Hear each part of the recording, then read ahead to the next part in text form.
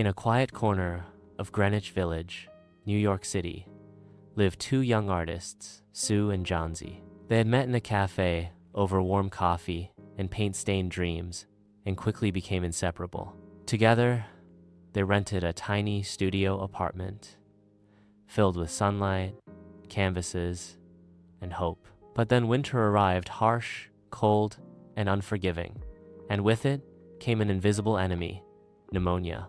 Johnsy fell seriously ill. She lay pale and still in bed, her eyes fixed on a window that looked out onto a brick wall covered in ivy vines. One morning she whispered to Sue, "When the last leaf falls, I shall die too." Sue tried everything, warm soup, laughter, even pleading.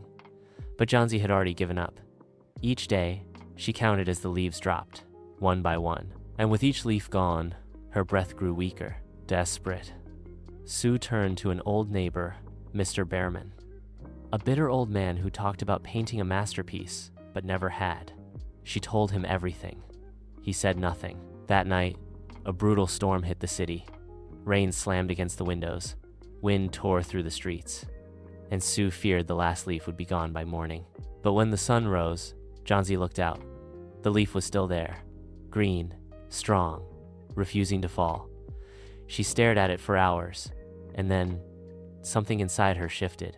If that leaf can survive the storm, she thought, maybe I can too. From that moment, Johnsy's strength returned. Slowly, she began to heal. Days later, Sue sat beside her and gently said, "That leaf, it's not real." Johnsy looked at her confused. "Mr. Behrman painted it in the middle of the storm. He went out, soaked, freezing, to give you hope. 2 days later, he passed away. Pneumonia took him, but not before he painted his masterpiece.